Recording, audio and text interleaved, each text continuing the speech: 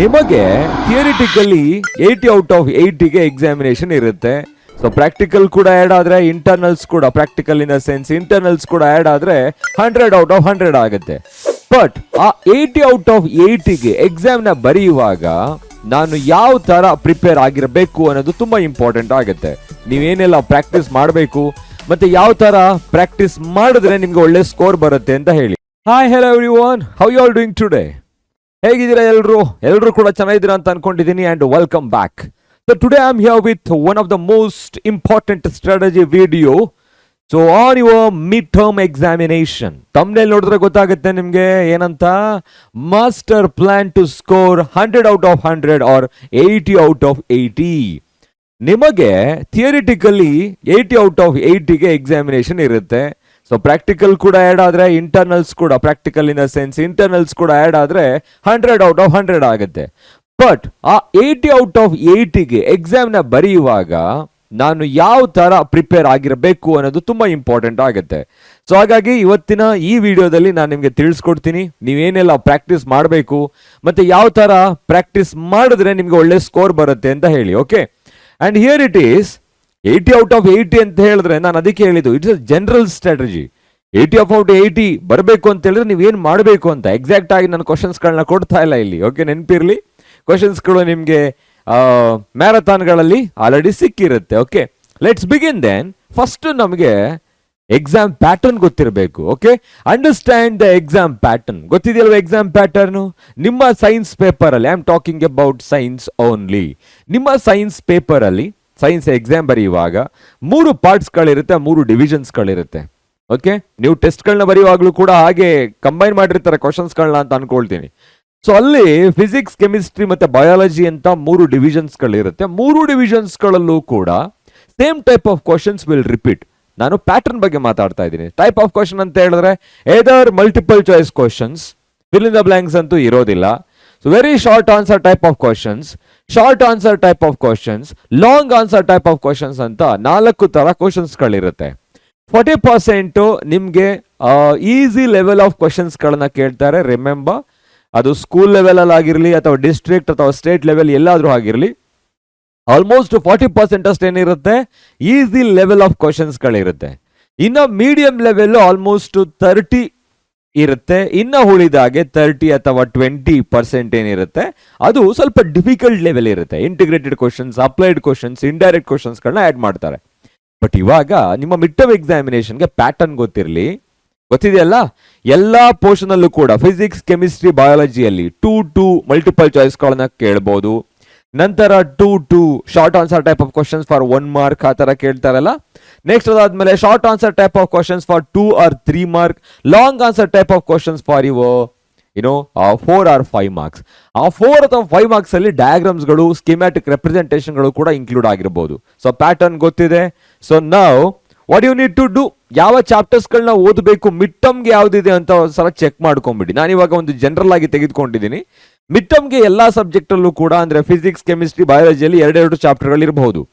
So ನಾನು biology ಹೇಳೋದಾದ್ರೆ life process, control and coordination, heredity ಇಲ್ಲ ಸದ್ಯಕ್ಕೆ. ಯಾವಾಗ ಮಿಡ್ ಟರ್ಮ್ ಎಕ್ಸಾಮಿನೇಷನ್ ಅಲ್ಲಿ ಹೆರಿಡಿಟಿ ಇಲ್ಲ. So we can eliminate this right now, right? So ಅಲ್ಲಿಗೆ ಇನ್ನು ಕೆಮಿಸ್ಟ್ರಿಯಲ್ಲಿ ಅದರಲ್ಲೂ ಕೂಡ 2 ಚಾಪ್ಟರ್ಗಳಿರುತ್ತೆ, 2 ಚಾಪ್ಟರ್ಗಳು. So 2 chapters from each division, physics, chemistry, biology. So life process ಮತ್ತೆ ಕಂಟ್ರೋಲ್ ಅಂಡ್ ಕೋಆರ್ಡಿನೇಷನ್ ಏನಿದೆ ಇದು ಹೈ ವೇಟೇಜ್ ಚಾಪ್ಟರ್ಸ್ಗಳು. ಅದು ಆನ್ಯುವಲ್ ಎಕ್ಸಾಮಿನೇಷನ್ ಆಗಿರಲಿ ಅಥವಾ ಮಿಡ್ ಟರ್ಮ್ ಎಕ್ಸಾಮ್ ಆಗಿರಲಿ, ಇವುಗಳಲ್ಲಿ ನೀವು ಡಯಾಗ್ರಾಮ್ನು ಕೂಡ ಪ್ರಾಕ್ಟೀಸ್ ಮಾಡಬೇಕಾಗತ್ತೆ. ಓಕೆ, ಏನಾದರೂ ಸರ್ಕ್ಯೂಟ್ ಡಯಾಗ್ರಾಮ್ಸ್ಗಳಿದ್ರೆ ಅದನ್ನ ಪ್ರಾಕ್ಟೀಸ್ ಮಾಡಬೇಕು. ಅಕಸ್ಮಾತ್ ಏನಾದರೂ ಕೆಮಿಸ್ಟ್ರಿ ಆಗಿದ್ರೆ ಎಕ್ಸ್ಪೆರಿಮೆಂಟಲ್ ಅಪ್ಯಾರೇಟಸ್ ಡಯಾಗ್ರಾಮ್ಗಳನ್ನ ಕೇಳಬಹುದು ನಿಮಗೆ. ಆಸಿಡ್ ಬೇಸ್ ಅಥವಾ ಯಾವುದಿದೆ ಚಾಪ್ಟರು, ಸಾಲ್ಟ್ಸ್ ಅನ್ನೋ ಚಾಪ್ಟರ್ಗಳಲ್ಲಿ ಇರಬಹುದು. ಇನ್ನು ಬಯಾಲಜಿ ಅಂತ ಬಂದಾಗ ಲೈಫ್ ಪ್ರಾಸೆಸ್ ಅಲ್ಲಿ ನಿಮಗೆ ಎಕ್ಸ್ಕ್ರೀಟರಿ ಸಿಸ್ಟಮ್ ಡಯಾಗ್ರಾಮ್ ಇದೆ, ಹ್ಯೂಮನ್ ಹಾರ್ಟ್ ಡಯಾಗ್ರಾಮ್ ಇದೆ, ಮತ್ತೆ ಹ್ಯೂಮನ್ ಡೈಜೆಸ್ಟಿವ್ ಸಿಸ್ಟಮ್ ಡಯಾಗ್ರಾಮ್ ಇದೆ. ಪ್ರಾಕ್ಟೀಸ್ ಮಾಡ್ಕೊಳ್ಳಿ ಅದನ್ನ. ಕಂಟ್ರೋಲ್ ಅಂಡ್ ಕೋಆರ್ಡಿನೇಷನ್ ಅಲ್ಲಿ ಕೂಡ 2 ಇಂಪಾರ್ಟೆಂಟ್ ಡಯಾಗ್ರಾಮ್ಸ್ಗಳಿದೆ ಕೇಳುವಂತಹದ್ದು. ಒಂದು ನ್ಯೂರಾನ್, ಇನ್ನೊಂದು ಹೇಳಿದ್ರೆ ಫಸ್ಟ್ ಒನ್ ನ್ಯೂರಾನ್ ಆಗುತ್ತೆ, ನಂತರ ಬ್ರೈನ್ ಡಯಾಗ್ರಾಮ್ ಆಗುತ್ತೆ. ಸೊ ಹೈ ವೇಟೇಜ್ ಚಾಪ್ಟರ್ಸ್ಗಳು ಇರೋದೇ 2 ಚಾಪ್ಟರ್ಗಳಿರುತ್ತೆ ಒಂದೊಂದು ಡಿವಿಷನ್ಗಳಲ್ಲಿ. ಇದನ್ನ ನಾವು ಆನ್ಯುವಲ್ ಎಕ್ಸಾಮಿನೇಷನ್ಗೆ ಕಂಪೇರ್ ಮಾಡ್ಕೊಬಹುದು. But now you can go for all those 6 to 7 chapters they are asking in your mid term examination. Focus ಮಾಡಿ ಯಾವ್ಯಾವ ಇಂಪಾರ್ಟೆಂಟ್ ಕ್ವಶನ್ಸ್ಗಳು ಕೊಡ್ತಾರೆ ಅಂತ ಹೇಳಿದ್ರೆ, ನೀವು ಒಂದು 2-3 ಇಯರ್ ಕ್ವಶನ್ ಪೇಪರ್ನ ತೆಗೆದು ನೋಡಿದ್ರೆ, ಅದು ಮಿಡ್ ಟರ್ಮ್ ಆಗಿರಲಿ ಆನ್ಯುವಲ್ ಆಗಿರಲಿ, ಯು ಕಮ್ ಟು ನೋ ಯಾವ ಥರ ಕ್ವಶನ್ಗಳನ್ನ ಕೇಳ್ತಾರೆ ಅಂತ. ಅದನ್ನೆಲ್ಲ ನಾವು ಸಾಲ್ವ್ ಮಾಡ್ತಿರ್ತೀವಿ ಮ್ಯಾರಥಾನ್ ಅಲ್ಲಿ, ನೀವು ನೋಡಿದ್ರೆ ಗೊತ್ತಿರುತ್ತೆ. ನಂತರ diagrams and labeling very important. ಈಗ ಡಯಾಗ್ರಾಮ್ಸ್ ಗಳನ್ನ you can expect nearly about 10 to 12 marks. ಇದು ಮಿನಿಮಮ್ ಹೇಳ್ತಾ ಇದ್ದೀನಿ ನಾನು. ನಿಮ್ಮ ಬೋರ್ಡ್ ಎಕ್ಸಾಮಿನೇಷನ್ ಅಲ್ಲಿ ಡಯಾಗ್ರಾಮ್ಸ್ ಗಳನ್ನ 10 to 12 ಮಾರ್ಕ್ಸ್ಗೆ ಎಕ್ಸ್ಪೆಕ್ಟ್ ಮಾಡಬಹುದು. ಓಕೆನಾ? ಸೊ ನೀವು ಹೈಯರ್ ಕ್ಲಾಸ್ಗೆ ಹೋಗ್ತಾ ಹೋಗ್ತಾ ಇನ್ನೂ ಜಾಸ್ತಿ ಆಗುತ್ತೆ. ಇಲ್ಲಿ ಡಯಾಗ್ರಾಮ್ಸ್ಗಳು ಬರೆಯೋದ್ರ ಜೊತೆಗೆ ಲೇಬಲಿಂಗ್ ತುಂಬಾ ಇಂಪಾರ್ಟೆಂಟ್ ಆಗುತ್ತೆ. ಅವರೇ ಕೊಟ್ಟಿರ್ತಾರೆ ಲೇಬಲಿಂಗ್ ಮಾಡಿ ಅಂತ, ಇಂಡೈರೆಕ್ಟ್ ಆಗಿ ಕೇಳ್ತಾರೆ. So draw a neat label diagram of excretory system, label the parts so which is carrying the urine from the kidney to the urinary bladder. They are not asking you to label the ureter directly. Indirect ಆಗಿ ಕೇಳ್ತಾ ಇದ್ದಾರೆ ಯಾವ part carry ಮಾಡ್ತಾ ಇದೆ urine ಅನ್ನ ಕಿಡ್ನಿಯಿಂದ urinary ಬ್ಲಾಡರ್ಗೆ ಅಂತ. ನೀವು ಅದನ್ನ ಐಡೆಂಟಿಫೈ ಮಾಡಿ ನಂತರ ಲೇಬಲ್ ಮಾಡಬೇಕು. Name the organ where the urine is temporarily stored ಅಂತ ಕೇಳ್ತಾರೆ. So then you can write it as a urinary bladder. ಹಾಗಾಗಿ ಇಂಡೈರೆಕ್ಟ್ ಆಗಿ ಲೇಬಲ್ಗಳನ್ನ ಕೇಳ್ತಾರೆ. ಹ್ಯೂಮನ್ ಡೈಜೆಸ್ಟಿವ್ ಸಿಸ್ಟಮ್ ಡಯಾಗ್ರಾಮ್ನ ಕೇಳ್ಬಿಟ್ಟು ಸೊ ಏನ್ ಮಾಡ್ತೀರಾ, ಕಂಪ್ಲೀಟ್ ಡಯಾಗ್ರಾಮ್ ಬರೀತೀರಾ. And they are asking 1, 2, 3, 4 labeling. ಅಲ್ಲಿ ಯಾವ ತರ ಕೇಳಿರ್ತಾರೆ, first one, so name the organ where the trypsin is produced, name the organ where the hydrochloric acid is produced, so name the organ where the digestion is completed or complete digestion takes place. Indirect ಆಗಿ ಕೇಳ್ತಾ ಇದ್ದಾರೆ. Then you can label it as a pancreas, stomach and small intestine, ಈ ತರ ಬರಿಬೇಕಾಗುತ್ತೆ. So labelling ಗಳು ಕೂಡ ತುಂಬಾ important. ಬರೆಯುವಾಗ parallel labelling ಇರಲಿ, ಲೈಕ್ ಒಂದೇ ಲೈನ್ ಅಲ್ಲಿ ಇರಬೇಕು, ಒಂದೇ ಕಡೆ ಬರ್ಲಿಕ್ಕೆ ಟ್ರೈ ಮಾಡಿ. ಓವರ್ಲ್ಯಾಪ್ ಆದಾಗ ಲೆಫ್ಟ್ ಸೈಡ್ ಅಲ್ಲಿ ನೀವು ಬರೀಬಹುದು, ಲೈಕ್ ಐಯೋಟಾ ಈ ತರ ಬರಿಬೇಕು. ಸೊ ಅದೇ ತರ ಇಲ್ಲಿಗೆ ಬಂದಾಗ this one you know that left atrium. So ಈ ತರ ಎಲ್ಲ ಲೇಬಲಿಂಗ್ಗಳನ್ನ ಬರೀರಿ. ಬ್ರೈನ್ ಡಯಾಗ್ರಾಮ್ ಕೂಡ ತುಂಬಾ ಇಂಪಾರ್ಟೆಂಟ್ ಆಗಿರುತ್ತೆ. ಕೆಮಿಸ್ಟ್ರಿಯಲ್ಲಿ ಯಾವುದೋ ಒಂದು ಅಪ್ಯಾರೇಟಸ್ ಡಯಾಗ್ರಾಮ್ನ ಕೇಳಬಹುದು, ಎಕ್ಸ್ಪೆರಿಮೆಂಟಲ್ ಸೆಟಪ್ ಅನ್ನ. ಸೊ ಇನ್ನು ಫಿಸಿಕ್ಸ್ ಗಳಿಗೆ ಬಂದಾಗ, ಫಿಸಿಕ್ಸ್ ಅಲ್ಲಿ ಕಾಮನ್ ಆಗಿ ಕೇಳಿದ್ರೆ ಸರ್ಕ್ಯೂಟ್ ಡಯಾಗ್ರಾಮ್ಸ್ ಗಳನ್ನ ಕೇಳ್ತಾರೆ. ಓಕೆ, ಸೊ ಪ್ರಾಕ್ಟೀಸ್ ಮಾಡ್ಕೊಳ್ಳಿ. ಪ್ರಾಕ್ಟೀಸ್ ಬಯಾಲಜಿ ಡಯಾಗ್ರಾಮ್ಸ್, ಬಯಾಲಜಿಯಲ್ಲೇ ಮೇನ್ ಆಗಿ ಜಾಸ್ತಿ ಕೇಳೋದು. ನಂತರ ನೀಟ್ ಲೇಬಲ್ಡ್, ಅವು ತುಂಬಾನೇ ಲೇಬಲ್ಡ್ ಆಗಿರಬೇಕು, ನೀಟ್ ಆಗಿರಬೇಕು. ಕೇಳಿದ್ದೀನಿ ಬರೀರಿ. ಈಗ ಅವ್ರು ಕೇಳಿರೋ 2 ಲೇಬಲ್ನ ಬಿಟ್ಟು ನೀವು ಬೇರೆ ಲೇಬಲ್ ಮಾಡಿದ್ರೆ ಯೂಸ್ ಇಲ್ಲ.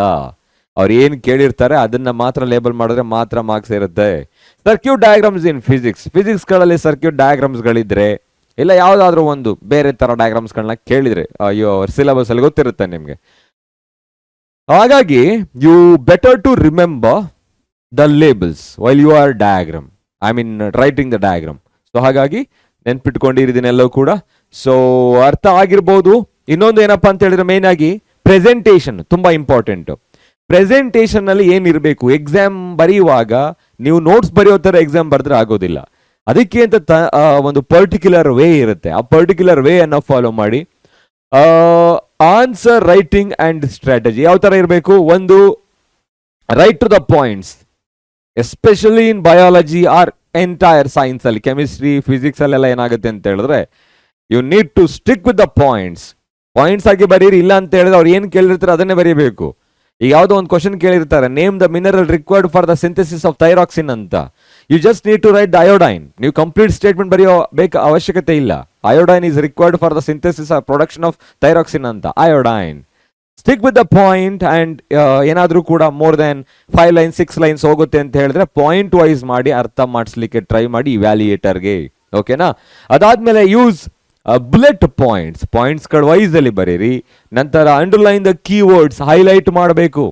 Not with the highlight, underline. Highlight ಅಂತ ಹೇಳಿದ್ರೆ ಯಾವ ಕೀವರ್ಡ್ಸ್ಗಳು ಇರುತ್ತೋ ಅದನ್ನ ಇಂಪಾರ್ಟೆಂಟ್, ಇದನ್ನೇ ಫೋಕಸ್ ಮಾಡಬೇಕು ಅವರು ಕರೆಕ್ಷನ್ ಮಾಡುವಾಗ ಅಂತ ಅನ್ಸಿದ್ರೆ. So you need to underline those words. ಕೆಲವು ಬಾರಿ ಸೈನ್ಸ್ ಅಲ್ಲಿ ನಿಮ್ಮ ಸೆಂಟೆನ್ಸ್ ಗಳಿಗಿಂತ ಕೀವರ್ಡ್ಸ್ ಗಳಿಗೆ ಮಾರ್ಕ್ಸ್ ಬರುತ್ತೆ. ಓಕೆನಾ? ಯಾಕೆ ಅಂದ್ರೆ ಕೀವರ್ಡ್ಸ್ ಗಳಿಂದಾನೇ ನಿಮಗೆ ಕಾನ್ಸೆಪ್ಟ್ ಅರ್ಥ ಆಗಿದೆ ಇಲ್ವಾ ಅಂತ ಇವ್ಯಾಲ್ಯೂಯೇಟರ್ಗೆ ಗೊತ್ತಾಗೋದು, ಟೀಚರ್ಗೆ ಗೊತ್ತಾಗೋದು. Step wise solutions in numericals, ಅದು ಫಿಸಿಕ್ಸ್ಗೆ ಬಂದಾಗ ಅಥವಾ ಕೆಮಿಸ್ಟ್ರಿಯಲ್ಲಿ ಕೆಲವು ಪ್ರಾಬ್ಲಮ್ಸ್ಗಳಿದ್ದಾಗ ನ್ಯೂಮೆರಿಕಲ್ ಪ್ರಾಬ್ಲಮ್ಸ್ಗಳು ಸ್ಟೆಪ್ ವೈಸ್ ಬರೀರಿ. ಓಕೆ, ದ ಡೇಟಾ ಗಿವನ್, ಯಾವ ತರ ಡೇಟಾ ಕೊಟ್ಟಿರ್ತಾರೆ, ನಂತರ ಅದಾದ್ಮೇಲೆ ಯಾವ ತರ ಫಾರ್ಮುಲಾಗೆ ಅಪ್ಲೈ ಮಾಡಬೇಕು, then how you are concluding on what the answer you are getting, final ಆಗಿ ಸ್ಟೆಪ್ ವೈಸ್ ಬರಿಬೇಕಾಗುತ್ತೆ. ಸೊ ಪೇಜಸ್ಗಳು ಅಲ್ಲಿ ಇಂಪಾರ್ಟೆಂಟ್ ಅಲ್ಲ, ನೀವು ಬರೆಯೋ ಆನ್ಸರ್ ಮತ್ತೆ ಆನ್ಸರ್ ಪ್ರೆಸೆಂಟೇಷನ್ ತುಂಬಾ ಇಂಪಾರ್ಟೆಂಟ್ ಆಗುತ್ತೆ. ಓಕೆ, ಸೊ ಇದನ್ನೆಲ್ಲ ನೀವು ಫಾಲೋ ಮಾಡಿ ಯಾವ್ಯಾವ ಕ್ವಶನ್ಸ್ಗಳು ಏನು ಅಂತೆಲ್ಲ ನಿಮಗೆ ಮ್ಯಾರಥಾನಿಯಲ್ಲಿ ಹೇಳಿರ್ತೀವಿ, ಮತ್ತು ಯಾವ ಥರ ಸ್ಟ್ರಾಟಜಿ ಯೂಸ್ ಮಾಡಬೇಕು ಅಂತ ನಾನು ಇಲ್ಲಿ ಹೇಳಿದ್ದೀನಿ. ನೀವು ಯಾವುದೇ ಥರ ಡೌಟ್ಸ್ಗಳಿದ್ರೆ ನೀವು ಕಮೆಂಟ್ ಸೆಕ್ಷನಲ್ಲಿ ಕೇಳಬಹುದು. This is all about the master plan to score 80 out of 80 or 100 out of 100 in your midterm examination. So thank you so much everyone. Have a great day. Bye bye. Take care.